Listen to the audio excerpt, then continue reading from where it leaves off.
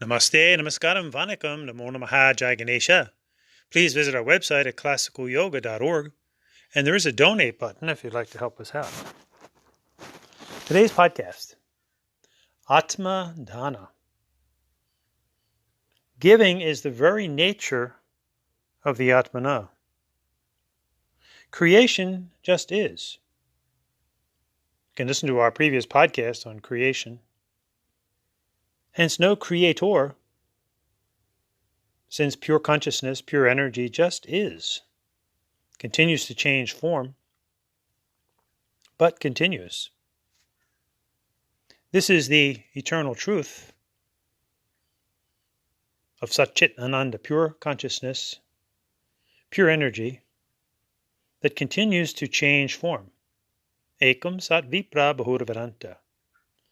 A unified consciousness, creation, that just is, and assumes innumerable nam and rupa, name and form,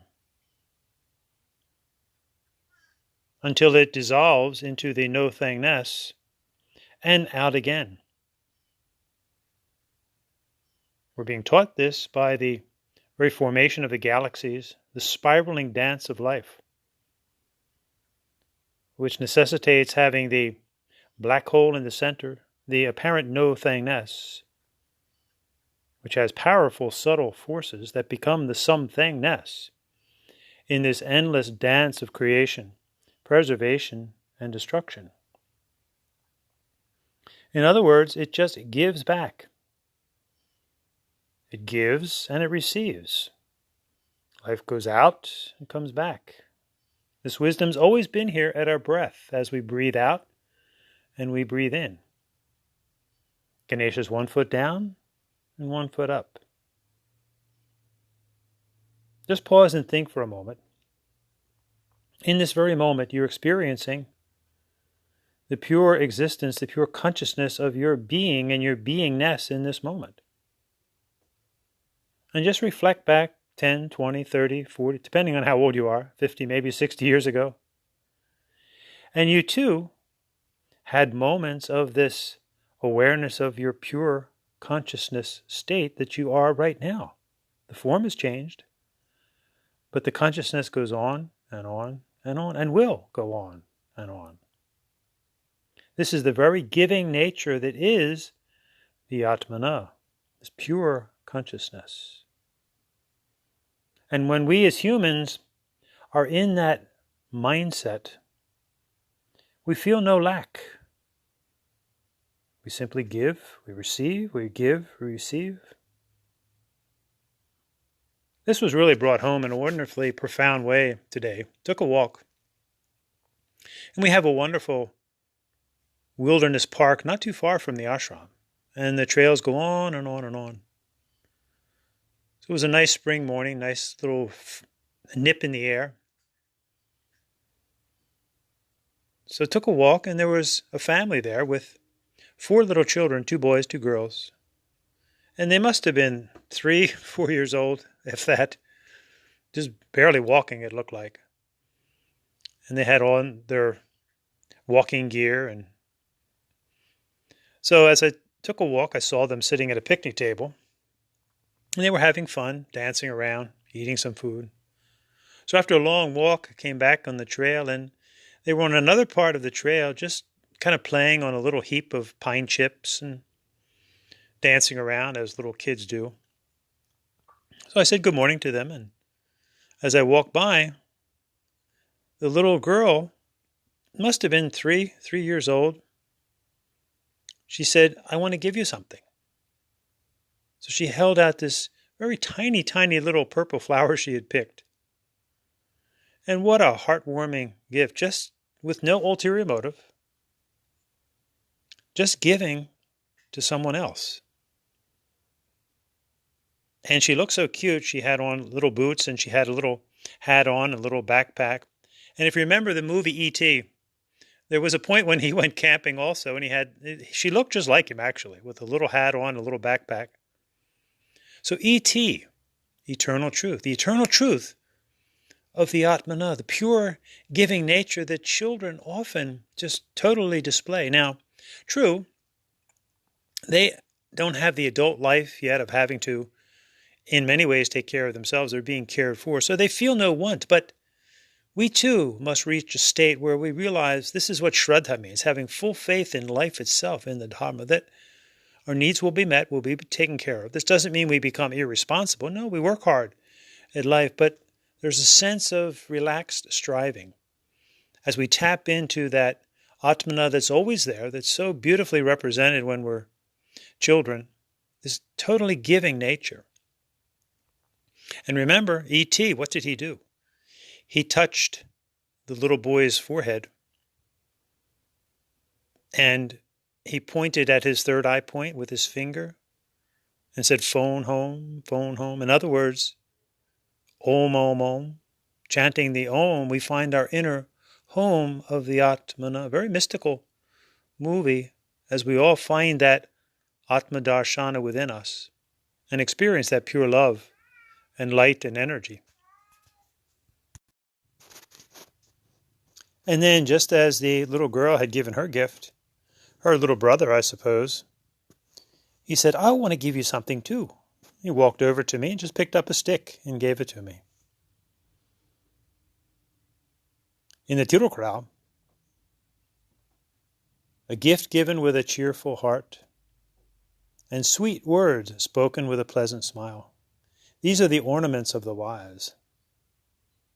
What happens when we get older? We often forget this wisdom of the Atmana as we get so covered up with our external life, our material life, the Maya of life. And this is why, as Saiva Hindus, we wear the 3 lines of Vibhuti as we seek to purify. Just think for a moment, when people are stuck in the drug culture, they do different kinds of lines, and they're white also. But we wear the white Vibhuti, the purified cow dung. Remember, we've faced the BS in our life, purified it into holy ash as we attempt to burn up on a daily basis. Greed, that's the first one. Anger and lust, lobha, krodha, kama, by being giving, dana, compassionate, dayadvam, also karuna, and by being controlled, tamyata. So these 2 little divine beings, proof positive of the Atmana and its truly giving nature, proof positive of life itself, just creation is. The beingness, the dance of creation, from its most subtlest to its manifest forms and back again. And again, this is why all the religions of the world always offer their basic services on a giving basis, a donation basis. Very different than any other endeavor that we enter into in life. Everyone's free to go to a church, a temple, a mosque, a synagogue, a mandir, an ashram. And then people obviously return the favor by giving an offering, whatever they can afford, a donation, in order to keep the facilities going. But this is the true beauty of religion and spirituality. It's about fostering this giving nature in everyone, about fostering the realization of the Atmana, which is our Hindu word for the soul. It's a bit different, which these children clearly show by example, that this is the very pure nature, the Atma Dana, the giving nature of the Atmana, the giving nature of creation. And then we fall into a beautiful flow of give and receive, the out-breath and the in-breath, bahir, antar. If we reflect a bit, I think we can see that most, if not all, of our human problems really boil down to a selfishness, an arrogance, a narcissism, which can become even worse. The dark triad, narcissism, psychopathy, Machiavellianism. As one gets deeper and deeper embedded in this Maya without even realizing it. as we become so self-centered, so self-absorbed. Again, this is why the true mystics of the world, we really don't see them. They don't make a show of themselves. As Yoga Swami, a great yogi, mystic Swami from Sri Lanka, who is not all that known in the world because he really didn't want to be known. In fact, he's famous for quoting, attracting people to yourself at this level, of course. We're talking about mystics here. Attracting people to yourself is another self-deluding activity. And his guru was Chelapa Swami. And Chelapa Swami was Kandite Swami. And Kandite Swami actually was a little more out there in the external world. But Chelapa Swami, he was a true Jnani or mystic. He didn't care at all what anybody thought of him on the outside. And in fact, he tried to discourage people from coming to learn from him, to really test to see who was sincere or who had ulterior motives. So Yoga Swami continued this saying, speaking of his guru Chelapa Swami and Kandite Swami, attracting people to yourself is another self-deluding activity. Even Kandite Swami seems to have fallen for it. But Chelapa, he was great. He simply sat in the outer courtyards of the Nalur temple, saying that the dirt would frighten away all the people that came to fall at his feet. I don't think anybody ever got a straight answer from him. I merely stood behind and waited for the occasional gem that fell from all the mad talk. Think deeply on the wisdom of that deep understanding, that admission. Again, we're not talking about people here who are in the Grihastha Dharma, in the family Dharma. They need to take care of business in the world. We're talking here about the true gurus, the Satgurus, the mystics, the yogis, the renunciates of the Hindu yoga Dharma that become the teachers. Not at all immersed in the outer world. They've transcended that, having climbed through it perhaps in another lifetime, which really sets up the mindset that at this level, it's extremely dangerous for one to be courting their picture, personality, and price tag. This is how negative so-called religious cults have arisen throughout the ages with devastating effects. Today's spurious yoga movement is really a sorry display of this very attitude of taking deep inner sadhanas, Hindu practices, and turning them into gross external businesses, focusing on picture, personality, price tag, with yoga stars and yoga certifications. All the antithesis of what it is to be a profound yogi, mystic.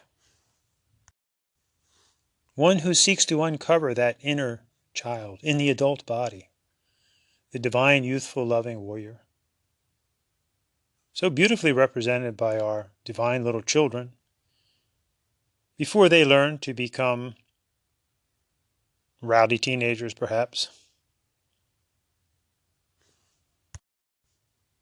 arrogant youth, criminal adults, as we cover up layer after layer on the divine nature that is the Atmana, the divine giving nature of the Atmana. May we all diligently strive to find this eternal, youthful, soulful nature inside of all of us, no matter what our physical age. And live a life of responsibility and respect. As we all go from untruth to truth and humbly admit our lack of knowledge, our ignorance, as we move to an ever more enlightened state of being, and on a regular basis tapping into the reality within of the immortal nectar of bliss, the Atmana of Satchit Ananda, Jyoti Shakti Ananda Shanti, love, light, and energy. Om Masato Ma Sadgamaya, Tamaso Ma Jyotir Gamaya, Mrityor Ma Amritam Gamaya, Om Shanti Shanti Shanti.